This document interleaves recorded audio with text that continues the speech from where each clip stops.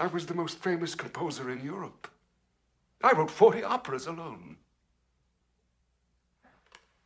Here. What about this one?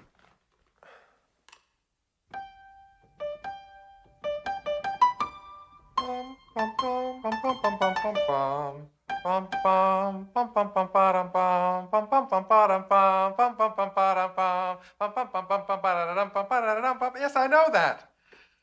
Oh, that's charming. I'm sorry, I didn't know you wrote that. I didn't.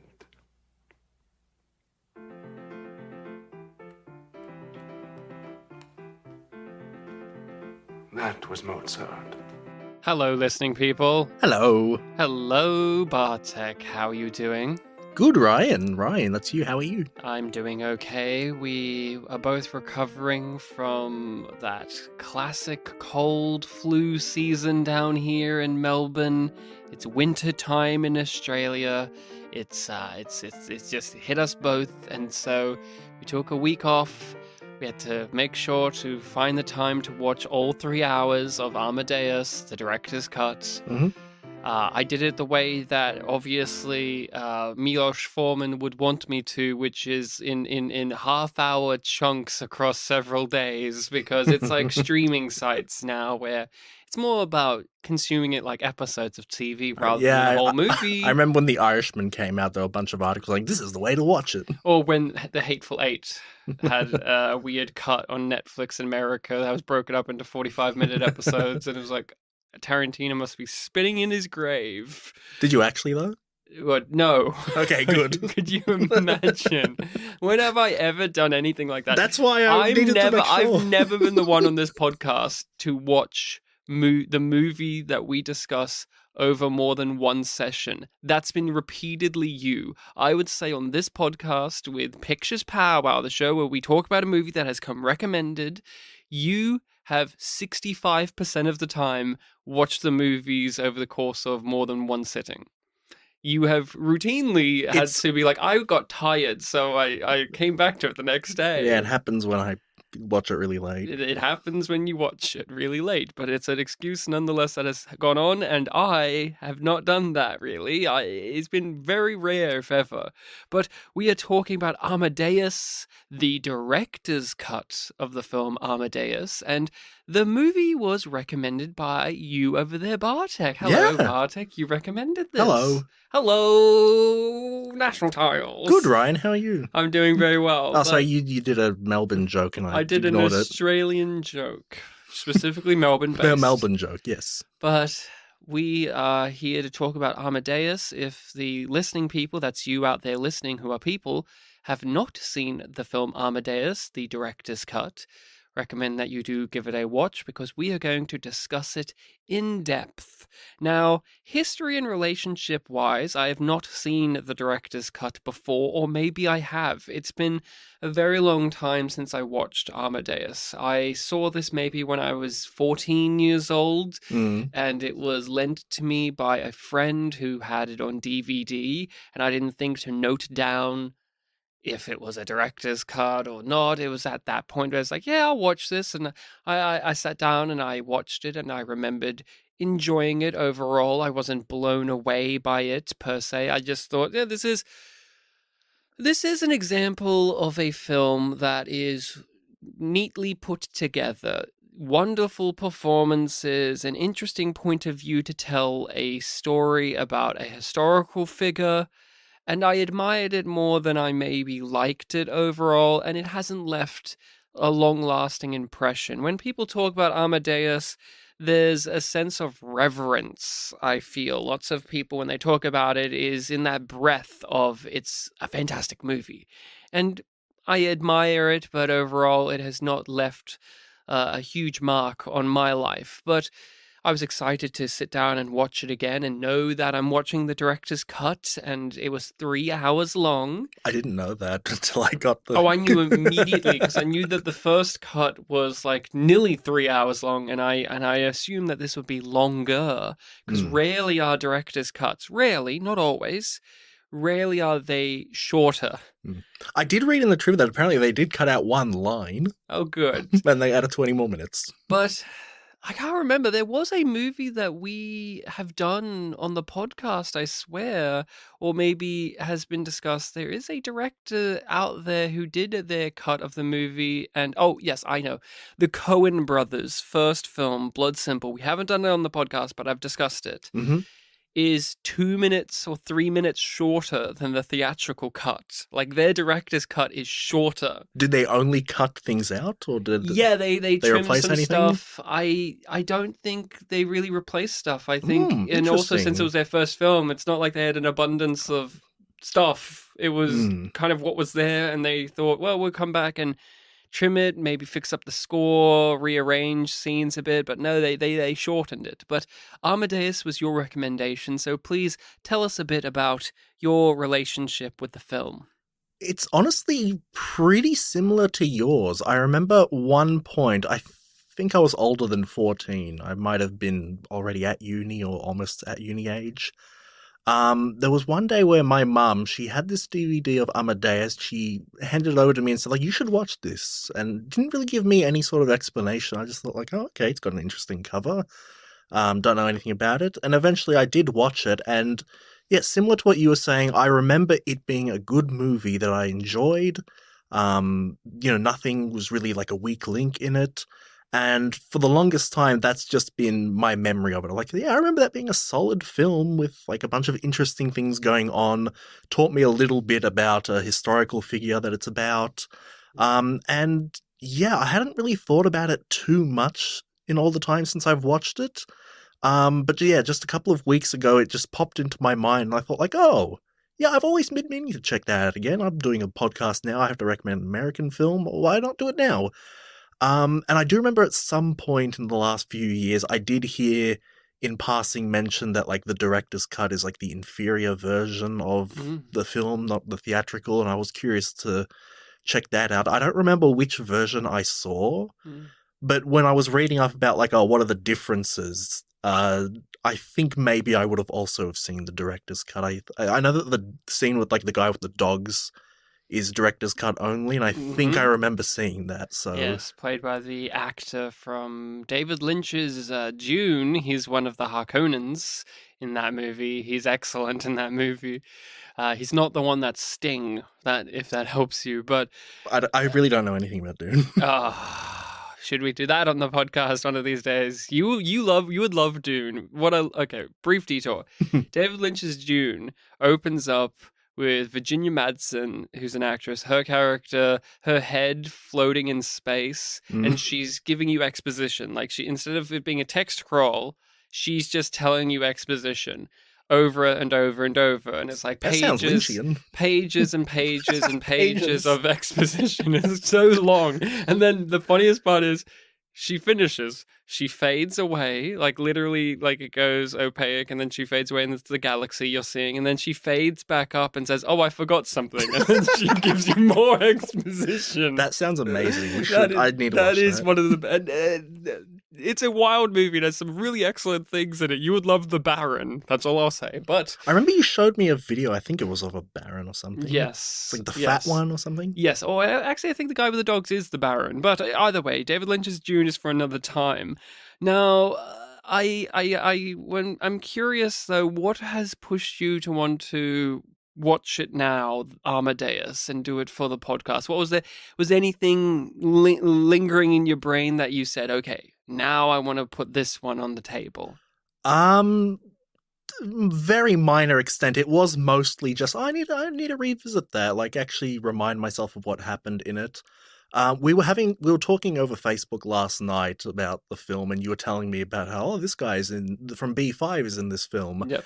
And for some reason, only when you showed me that photo did like my mind flash back to when we were reading up trivia about Lemonade Joe, about how that actor is in this film in a minor role. Yes. So it was only at that moment that I remembered, like, oh, right, I have to look out for Karel Fiala. Yes, who is Lemonade Joe in one of our favorite films, Lemonade Joe. Yeah, so that wasn't that didn't impact me picking the film, but it was definitely something that, further excited me like a few minutes before I started watching it. We're both fans of the director as well. Milos Forman, he did One Flew Over the Cuckoo's Nest, if I'm not mistaken. I do believe that was him. And he's done a wide array of things over the years. And it's definitely a film that you'll never forget the visuals and how it's put together. It's a costume drama. Obviously, you'll remember the big powdered wigs and the wonderful coats that they wear, and just the I don't know, the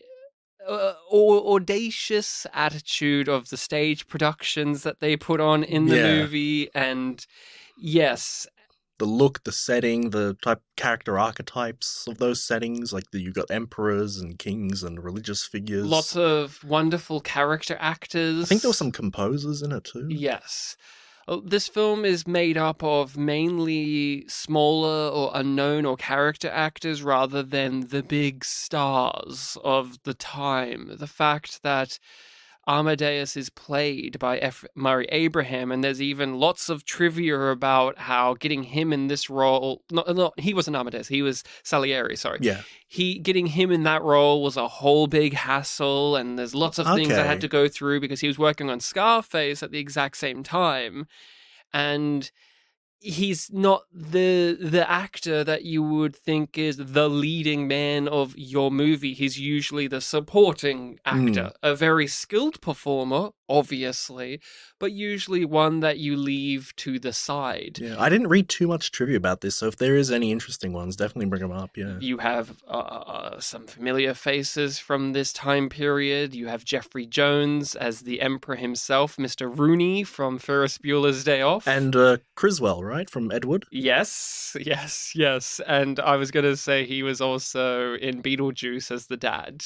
But a disgraced actor nowadays, very bad man. But he was very fun in this movie. There was a scene in this where they were talking about molestation. But you even have some of these side characters, and you look at them and go, "Oh, you're famous. You're British actor man this, or you're European actor man that." To the point in which one of the opera singers in the movie is played by the actor who did Lemonade Joe, and for Czechoslovakian people, that's an actor. There was a lot of European names in the credits when they were going through, locations and like production details of like the theater productions. So we should just stop for a moment and clarify for those who need a bit of catching up. Amadeus is the story of the wild life of Mozart himself. Wolfgang Amadeus Mozart. This is told from the perspective of one of his rivals who had very complicated feelings about Mozart. Antonio Salieri. Ranging from love to hate.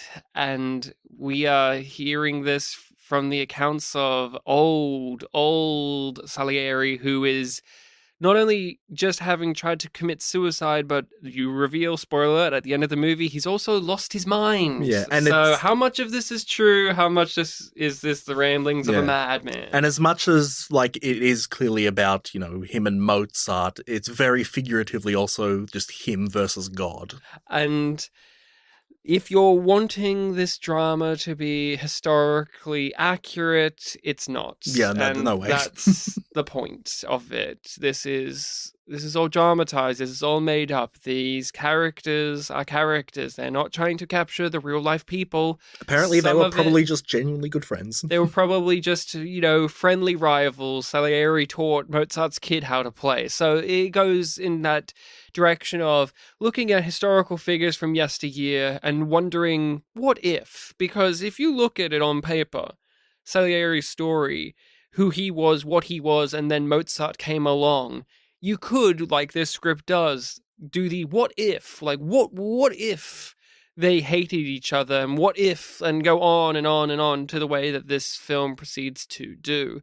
So it's also one of the few times in a movie that I've seen where the biofilm is told from the perspective of not only an outsider, that isn't unusual, but an outsider who detests the person that the story is about. That's interesting. Who feels very complicated about it, we should say. Now, I'm surprised you haven't mentioned this, and maybe this is from an era of this series you don't recollect, but The Simpsons did a version of Amadeus as a whole episode where Salieri was Lisa and Mozart was Bart, and it was the idea of like she's like the sister who's actually better and smarter, but no one pays attention to her because she's like the younger sister who's a girl and stuff, and she also ends up in the insane asylum and all of that. There's an episode of The Simpsons where it's just Amadeus, and I can't. It's probably a Treehouse of Horror or one of their weird, like here's a random series of cool, sketchy ideas. But there's an episode of The Simpsons that does Amadeus, and I also thought of that when watching this last night. I had a good chuckle. I've probably seen it, but I can't remember. No. Well, you'll watch it when you get home. Probably should. So I enjoyed myself on the revisit of this. So much of it had left my brain, but not all of it. Mozart's laugh never leaves the brain. I was about to do it, but microphones, it'll probably. Yeah. What's really grand about Amadeus is you think about Mozart and his music, and you think of it as like very gentlemanly classic. It's classical music. Oh, it's from the old times. So it must be. It's the marker of highbrow. And then you come to this film, and everyone treats Mozart like he's this fucking juvenile, delinquent asshole, and the music and the movie in general doesn't feel fancy.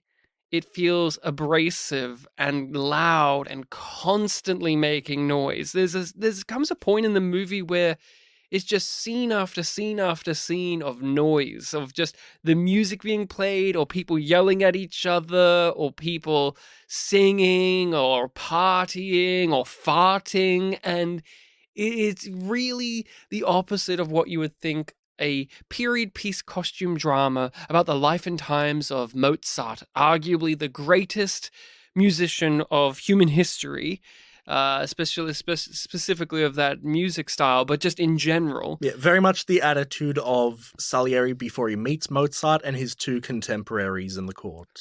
Yeah. And I really enjoyed how the movie had the modernization to it, where the actors are using their own accents. Mm-hmm. You have that more Mozart is a rock and roll star. We watched the Wall, Pink Floyd's The Wall, and that has like the classic rock star rise to fame, fall narrative structure. And you can apply that to Amadeus as well. Obviously, he's not a rock star, but it has that just audacity and just punch in the face with just how aggressive these characters are, even though what you're watching as well is people dressed nicely with the big powdered wigs, smiling at one another while saying underneath that smile, I hate you, I hate you.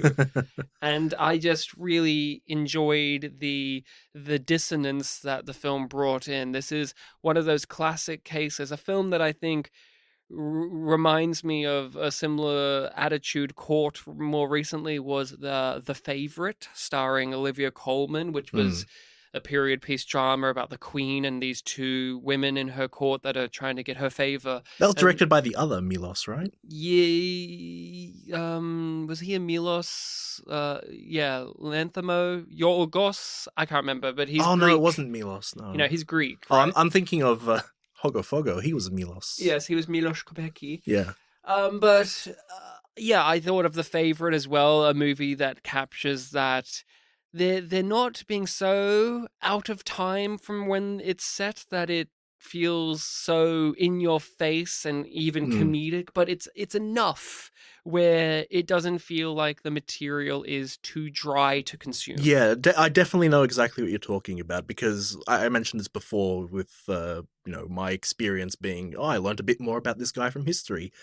It very much is a case with me of, this is a prolific figure from history. I imagine, elevated, proper behavior. You only read like the objective things of what they did and didn't really look into them too much. So when he was characterized as this man-child, I was like, oh, are they like parodying or making fun of this guy? Or is this like actually what he was like? And yeah, even reading up about him after watching this film again, it was like, oh, well, yeah, he had songs about like licking his ass and stuff like that. It's I always thought of ridiculous. Mozart as like precocious boy genius of classical music, which is what this film does touch upon, and how his father, who is very, very minuscule in the scheme of things, but also profound in the character study of Mozart, but that it's also rather, when you're looking at classical music as people who aren't into it,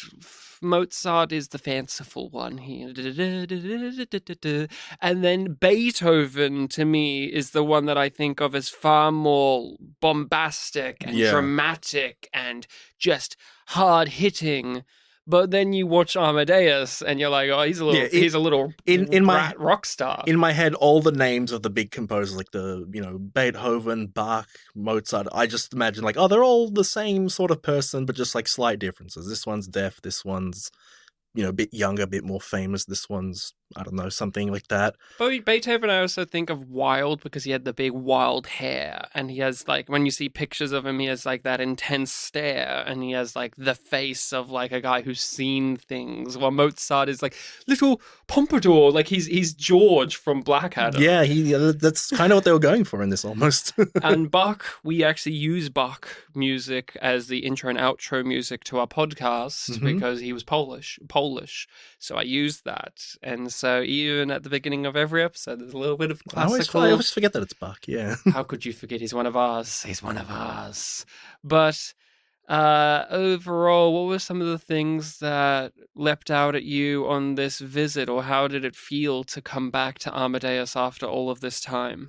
So, like I said before, my memory of it was I remember enjoying it, it was good, and I've been meaning to check it out again just to see what it was like again. My experience this time was that I absolutely loved the film. I was beaming. If this film was actually 3 hours long, I almost don't believe it because it was just gripping the whole way through. It is a magnificently paced film.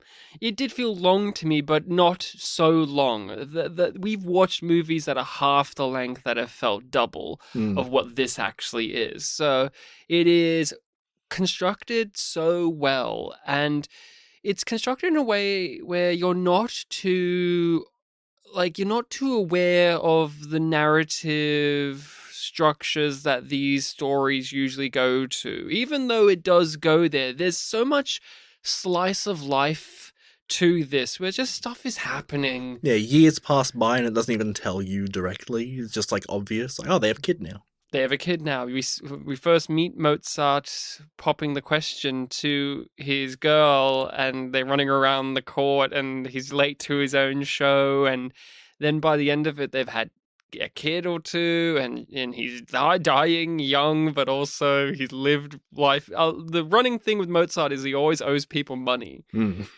But yeah, I'm glad to hear that you really had that experience and that this was an enrapturing thing, because I was watching it last night wondering, like, I wonder how Bartek is going to feel about this. I think you're going to like it because it's a great character study of two people, but specifically one, which is Murray Abraham Salieri, who, even when you see him in the past, he's always putting on a performance, his character, even to people that he respects. He's manipulating everyone, and he has that.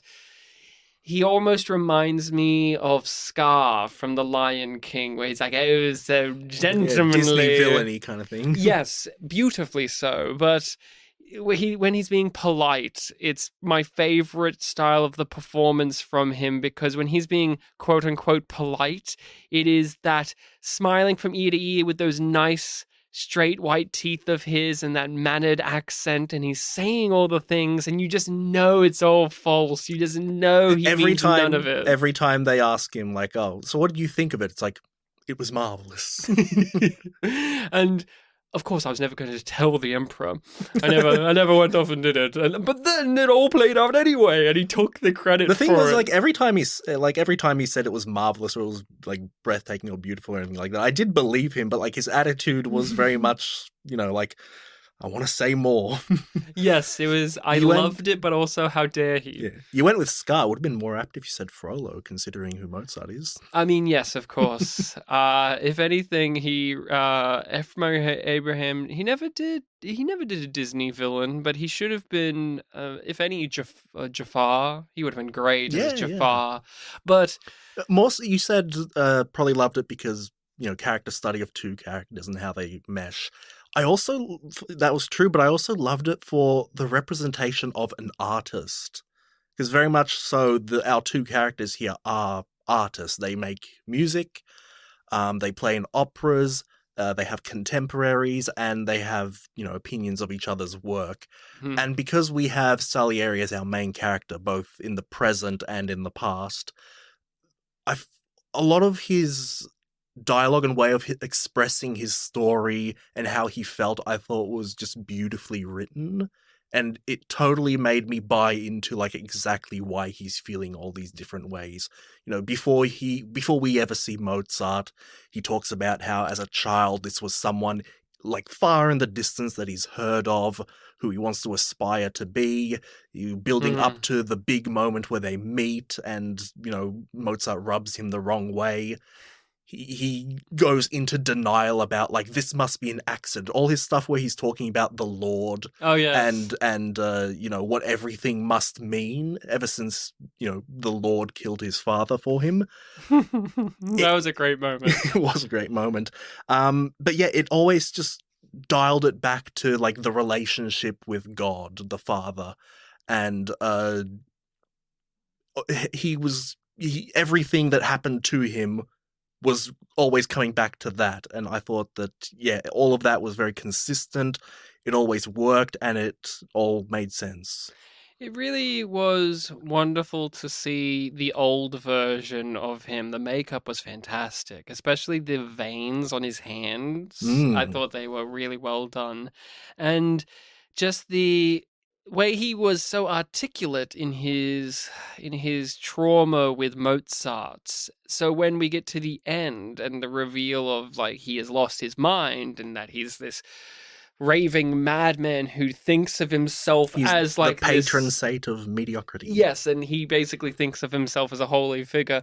It recontextualizes the movie you've just watched and the things he has said, because there is a lot of this religiosity to it all, but when we cut back in time, we rarely ever see that from the character. We rarely ever see his relationship with God or the higher ups. It's all about ego. It's all about the status quo and how things are done. Because it's only just quiet moments in the first half, like where he's looking up at the cross, he burns the cross. When he prays. He prays with his head down, just Please God, for both of us. And Mozart as a character is so disinterested in playing by the rules and obeying the authority that is music that Salieri and his contemporaries are trying to enforce. And they're even undermined by saying that the emperor himself has all of these laws and decrees and things that are illegal.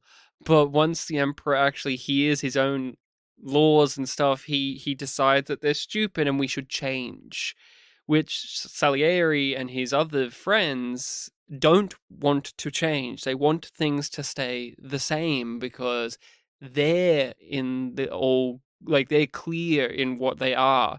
But when someone like Mozart comes along and says, fuck how it works, why do we need to do it like that? Contempt grows, and those old stuffy men in their coats who are trying to make it so that the old ways are always the way get forgotten over time. That's what happens. Yeah, they play into like the laws and the audience that they have before them, whereas Mozart, his genius is all spontaneous. It's a musical biofilm, but it's also played like it's a political drama from the times, as if you're watching this fable, like if you were seeing a Roman epic following Julius Caesar and all of the backstabbings and the wheeling and dealings. But this is about two classical music figures who have differences of opinion, and this one's going to pretend to be the other one's dead father and gaslight him, and it goes on and on and on like that. But you know what I'm talking about, where Amadeus as a film isn't interested in following the rules of how you tell stories of musicians. It's rather interested in looking at it as a character study, but also framing their work as if it was something as epic as a Caesar-like story of struggle for power, struggle for who is the one to be remembered in the history books. Yeah, even though we hear a lot of their music throughout, like every time we see performances, it's always just like a little snippet. See for a few minutes, sometimes less than a minute, but you know, the big things that they achieve, you only see bits of. We're talking about Salieri, so let's talk about that character and that performance. Are you familiar with F. Murray Abraham as an actor all that much? I must have seen him in a few things, but I don't have his filmography on the top of my head. He was in Grand Budapest Hotel. Mm-hmm. He was the old man.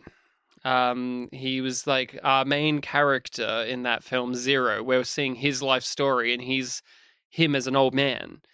Okay, so it's Amadeus again. Yes, it's but it's yeah, just yeah, Murray that was, Abraham. yeah, that was a thing. Because that's a story within a story within the story. Like that movie is like a girl is reading his book, and it's like F. Murray Abraham, and then it cuts to F. Murray Abraham. You know, same as Amadeus. I only saw that film once, and it was in the cinema, and I've always been meaning to check it out again. It's a fun watch. It was great. But what did you think of his performance? Yeah, like I was saying before, like his performance is the thing that all my love's centered around.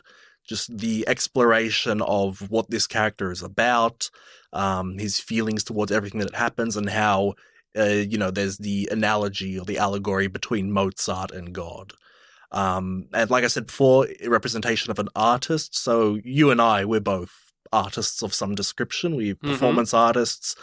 And even though, especially me, I don't do too much acting or performance stuff these days, I do still think of myself as an artist in a way. And it's this kind of thing where I don't really talk about that aspect of myself to most of the people that I hang out with. It's mainly just like, us because we did the drama course together. Yeah. But there is this, certain level of when I see in fiction people, getting passionate about their art and other people, not understanding them or just not getting it. There is this level of like, you really push yourself towards achieving things artistically and, it's always a feeling of inside. And I really got that with Salieri in this film.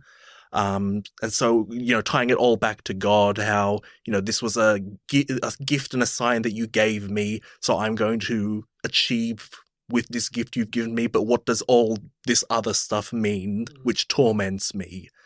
I just thought that was really poetic and effective. A scene that I really thought showcased the character and F. Murray Abraham's abilities as a performer was when Mozart's wife came back to Salieri to engage with him sexually, and he refused it, and he called in his servant to take her away, and the journey on that performer's face during that entire scene, it was just so much going on, and the internalized hatred that the character has was really on display in that scene of he had my wife, he had my girl, so I could have his girl right now, but then I'm not going to stoop to his level. Like, it's just all of these things that not being said out loud in the script or anything, but you can see it in F. Murray Abraham's face of the genuine desire and lust for a very sexy woman, his Christian side coming in and saying like, no, then I could have his wife.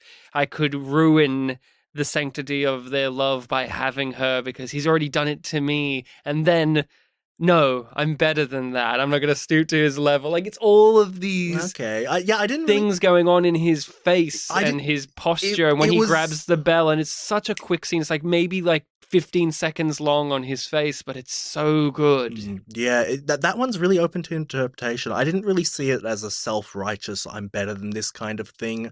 It very much felt like a sort of emptiness of, what am I doing? This Mhm. isn't right. I need to, kind of play it cool. Or not even play it cool. No, I don't even know how to put into words like what I thought he was going through because it was just so complicated. But yeah, with that, as much as I talk about how this film is a masterpiece with words, that was a really great wordless moment because you Yeah. have all this juxtaposition of like him.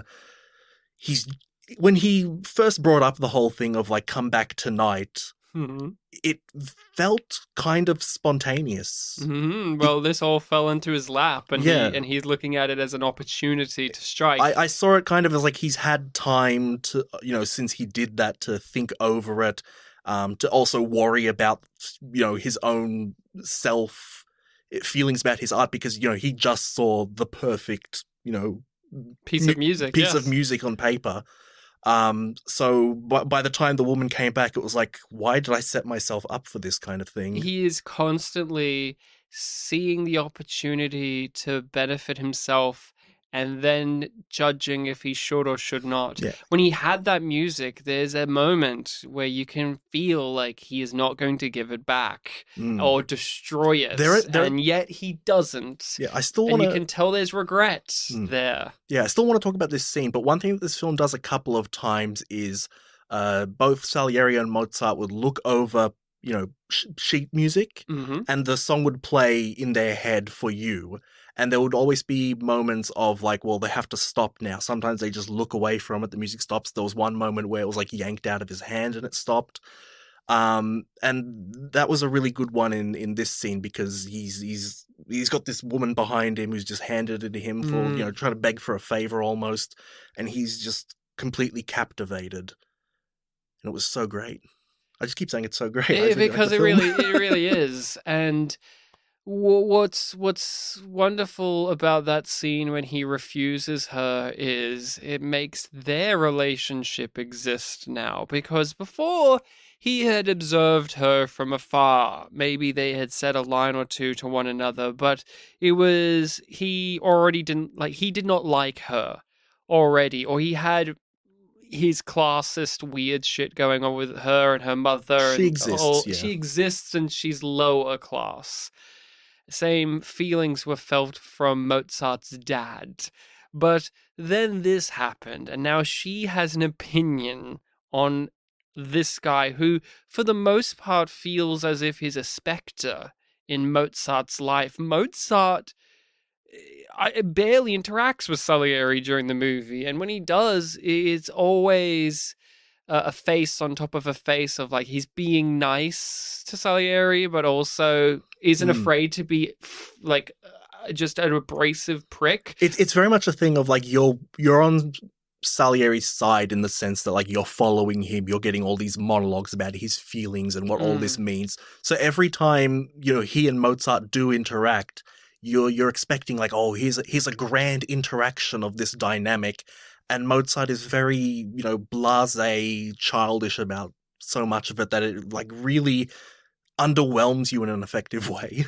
What I think is so fascinating is Salieri in his old age does feel guilt about the things he did towards Mozart, and the film opens on him saying, "I'm sorry, Mozart." He looks at Mozart as this gift from God that he destroyed. But when you watch the story unfold, he does do shady things. He does do bad things, but they're not even the worst things that one could do. He doesn't sleep with the guy's wife. He doesn't ring Mozart out for money. In fact, he gives Mozart money.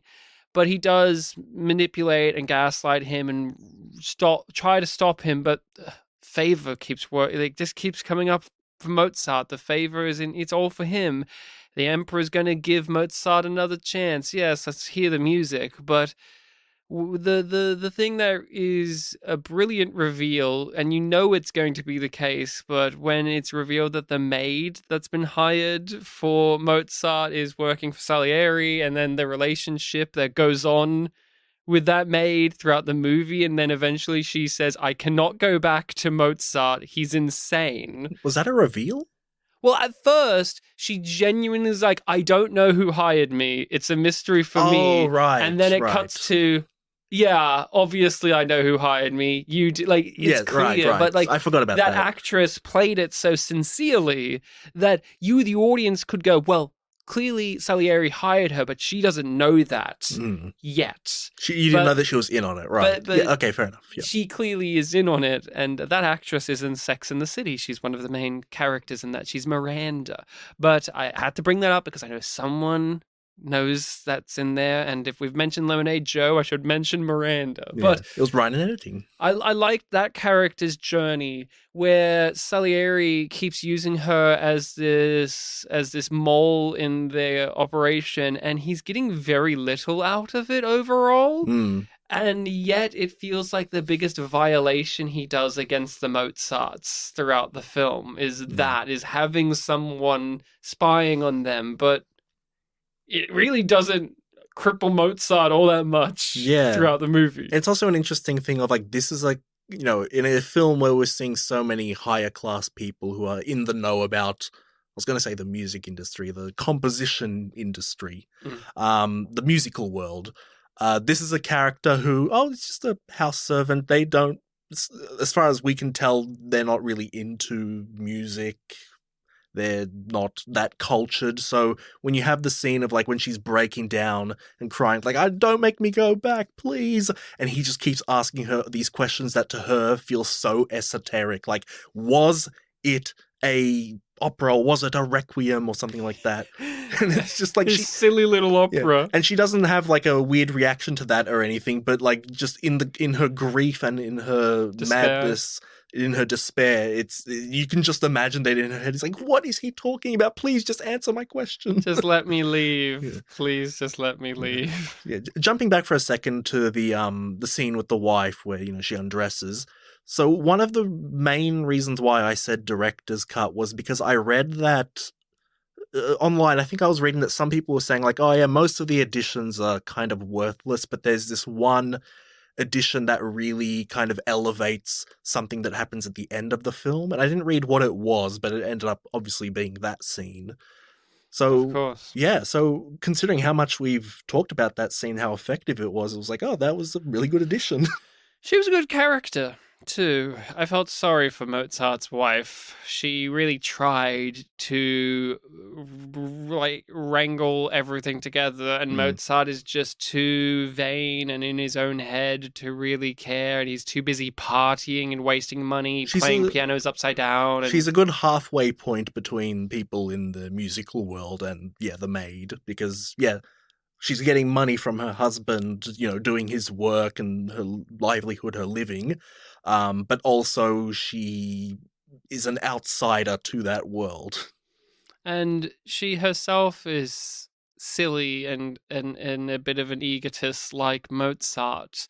They both laugh at the most inappropriate things and party, but once she becomes a mother and once they're actually struggling for money, it matters. And when the father dies, she almost takes over that role a little bit of being that person in the house that's telling Mozart off. Because when the father was there, when the father was there, she was very much railroading the dad of Leopold Mozart, who, let's talk about him briefly. Roy Dotrice was the actor. He's maybe, in like 10 minutes or less of the movie.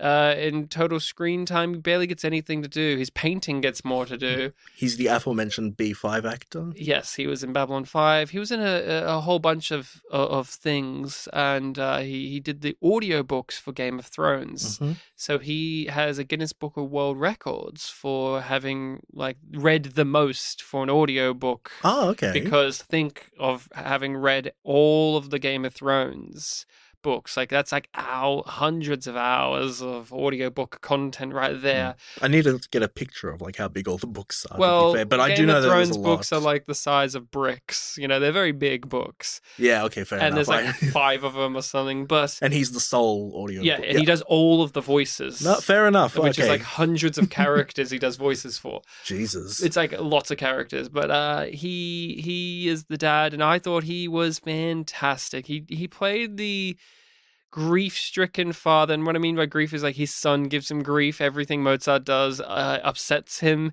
but in a way where you, the audience, at least I do, side with the father. I'm like, yes, please, just straighten up. The dad's not asking anything unreasonable of you. It's all really fair. And when he was talking to, was it the cardinal or one of these people? When he was apologizing for Mozart, asking for another apologizing, chance. and he even admits to, yes, he's a brat. Like I've let him have too much of what he wants, and now he's turned into this man child. That was a really good time, because around that point I started thinking, well, you're the one that raised him, so you got to be responsible for it. And then, like, immediately after I had that thought, he admits that, like, I was too easy on him. And what an interesting character. That's a person you could also focus a story on, where you have raised the greatest musical genius in human history.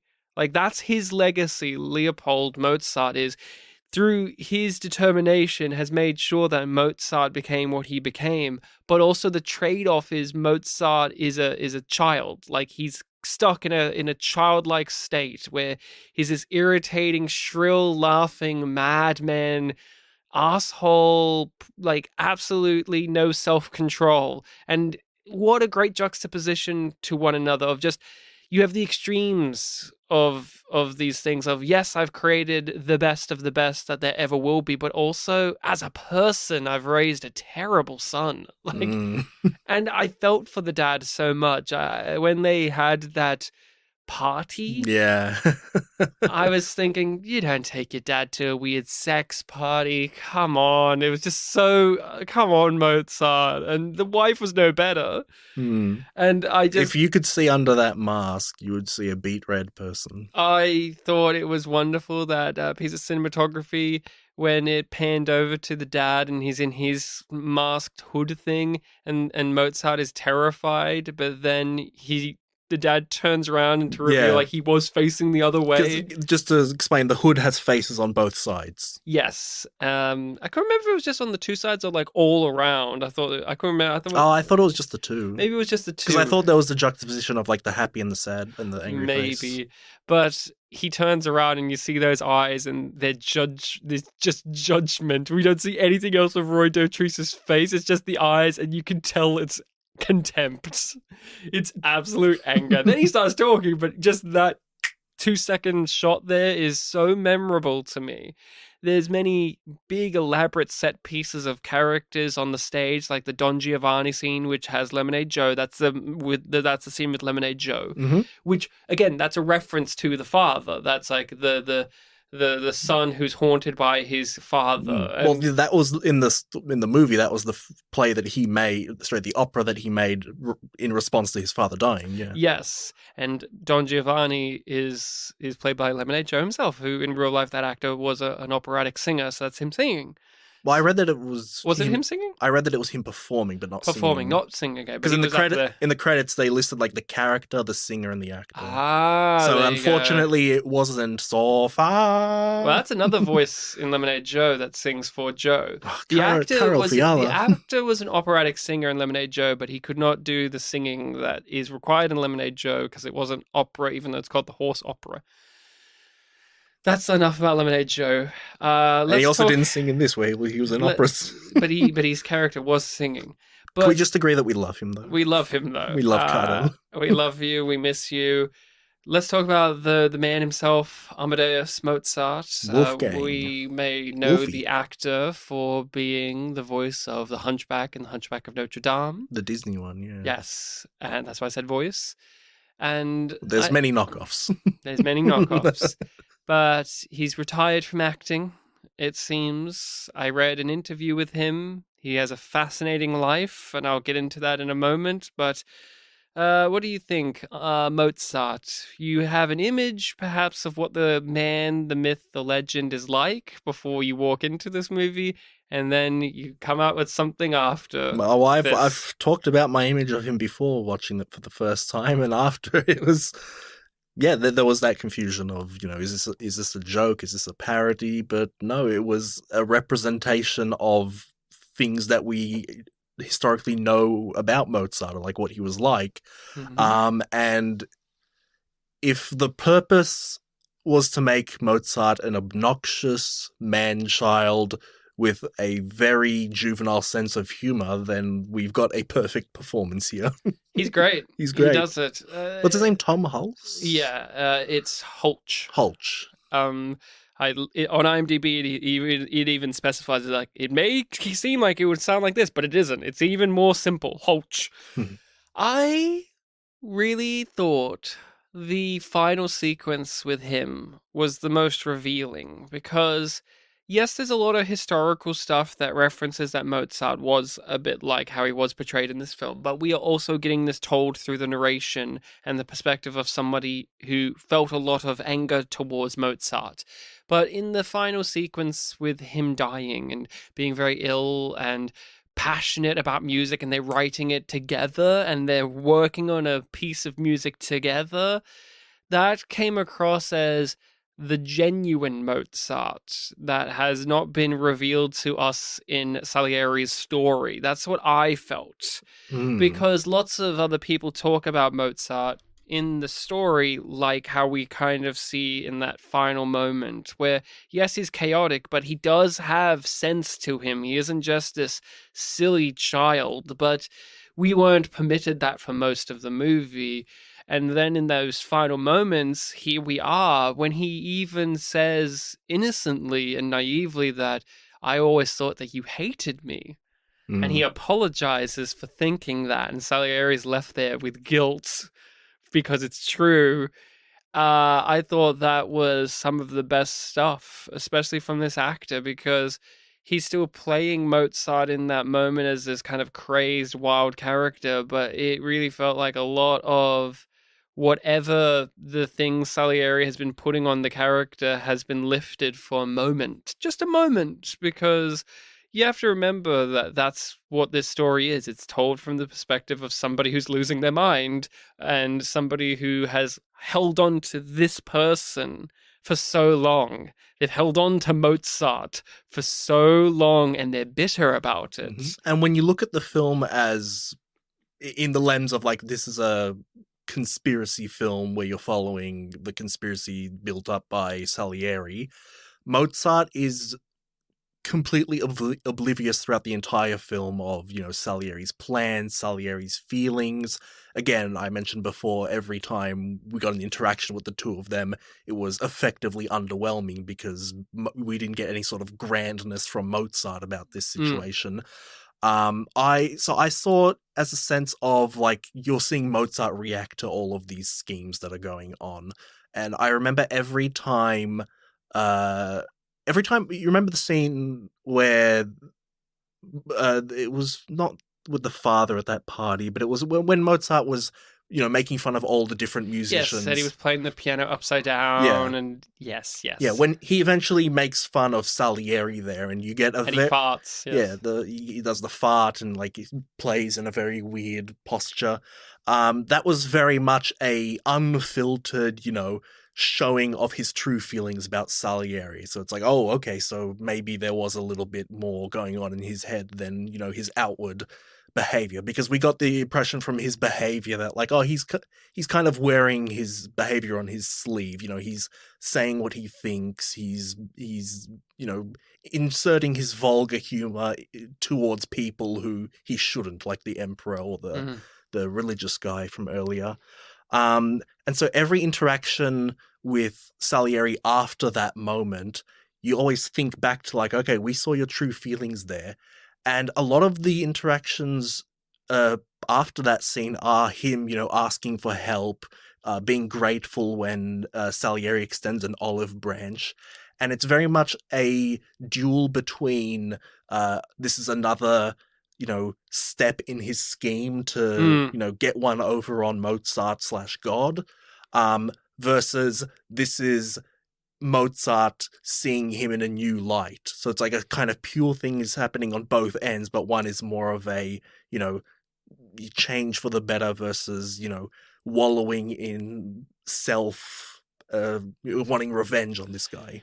I thought it was also another thing that caught my eye about Salieri was he over the course of the narrative, forgot to be a person himself. So he's so filled with resentment and awe at the same time. That's what's really great about the story, is it's not as if it is just Salieri is this bitter, angry character. He also recognizes the beauty of this. He also recognizes that God is involved, and that fills him with many emotions. But there's so many points in the film where when he connects with someone, even if it's just a brief exchange, it's because he's recycling or reappropriating the words of other people he has heard through the story.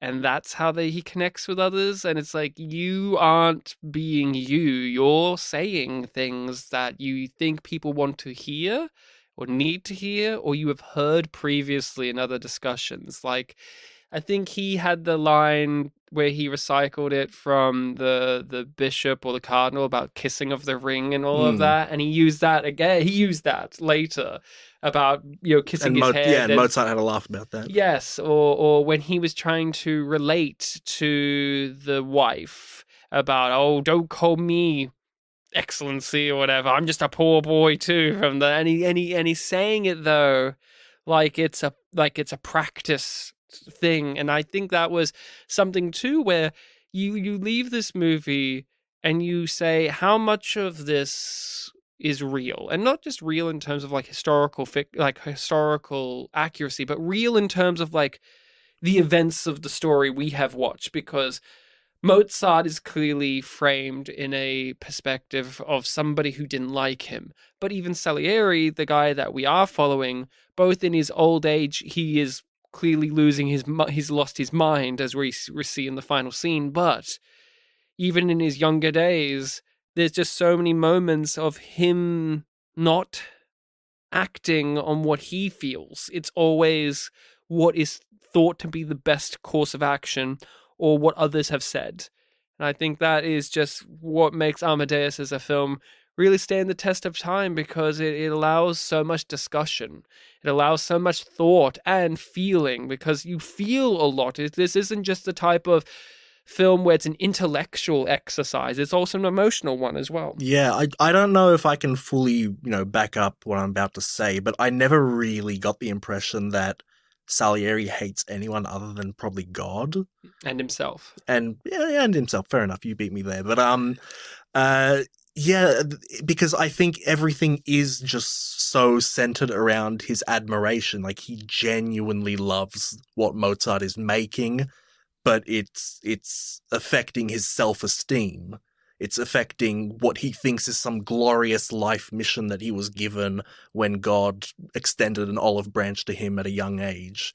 So even though, there is definitely calculation to all his words, I don't truly think that he, necessarily hated anyone who he was, performing towards. Salieri is a schemer, but not in the way that you would say Iago from Othello is a schemer, or any Shakespearean villain is a schemer. Like, it's more nuanced than that. And it feels, even though this is fictionalized, it also feels real to how people are.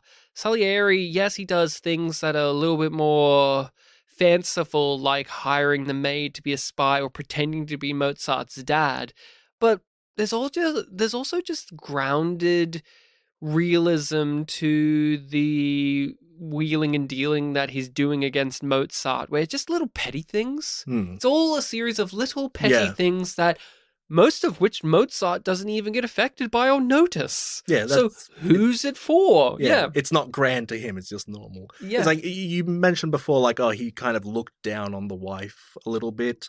And one thing that kind of makes me think, not so much, is there was one really like kind of lighthearted, wholesome moment where he like gave her the treat from like his village, and you see throughout the film like, he's got quite a sweet tooth. Like, he first sees Mozart because he was going for like a little chocolate that he was following. He's got like little bits of chocolate like when he's teaching, and he was telling her like, this is the nickname of this treat, like the something's nipples. It was like the Venus's nipples. But even that though, the treat, the delight, it's temptation. That's it's true. it's yeah. inherently a temptation because that whole sequence is there to help tempt You her can to see come it. back. Yeah, you can see it as a prop of. But I But also but thought, it yeah, serves as many things rather than just simply one thing. That's what's great about many of the scenes in Amadeus is it is a sweet scene. It is a nice scene of him. We haven't talked about this, and I think this is one of the last big things I want to mention is the racism in the movie that oh yeah, constantly hating on the Italians and the Germans and then it goes on. The French get it a lot. Like the Turkish. yes, there's just this constant air of like, well, obviously we hate those people, even though most of the court is made up of Italians, or Yeah, like his German it's- language doesn't get used because yeah. it's so brash. It's mostly German versus Italian, but yeah, the French, Turkish, they get it a little bit.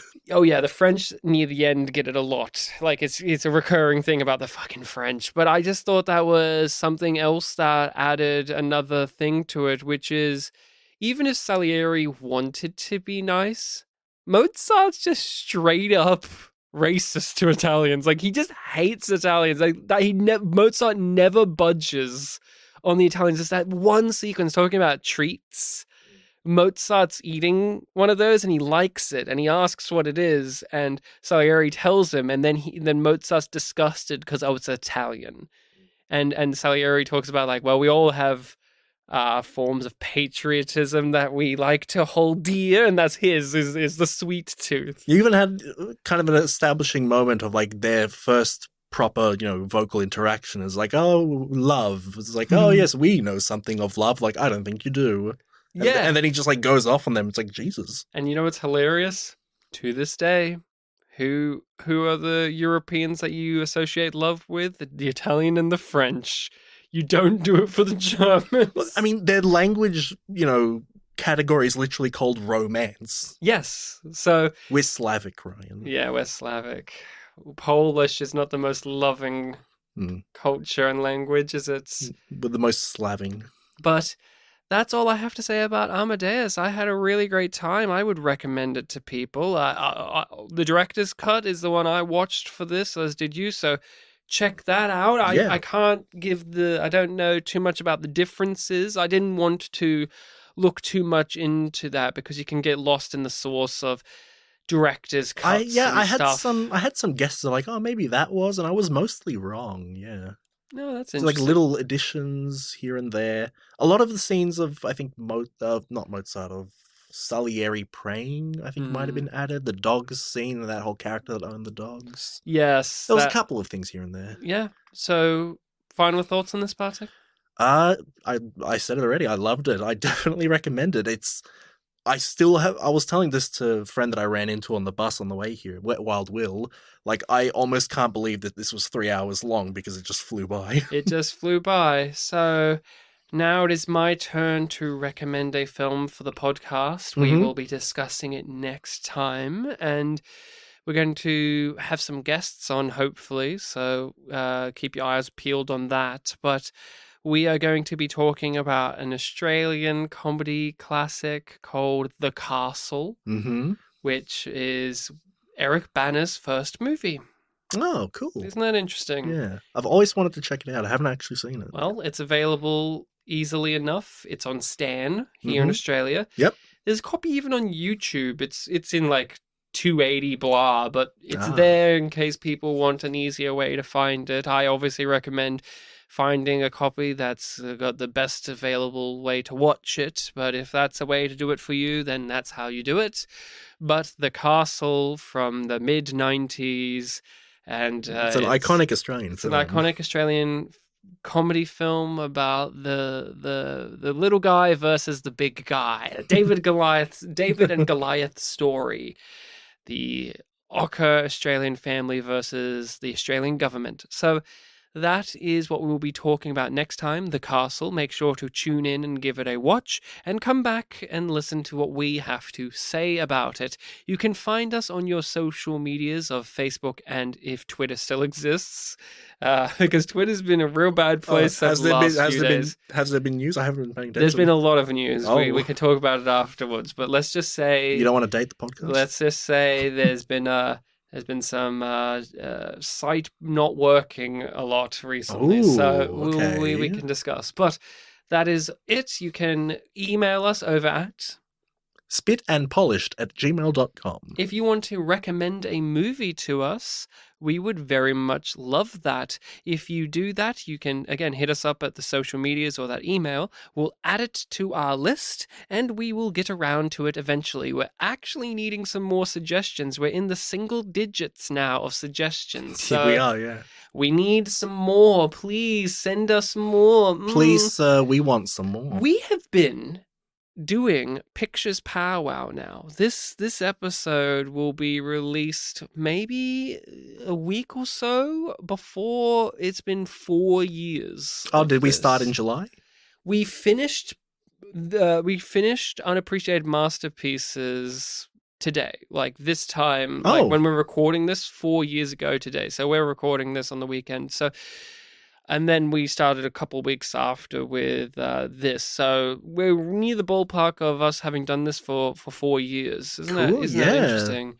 But that is it. Thank you all so much for listening. And remember to be kind to each other, or else my spite could possibly kill you. That's right.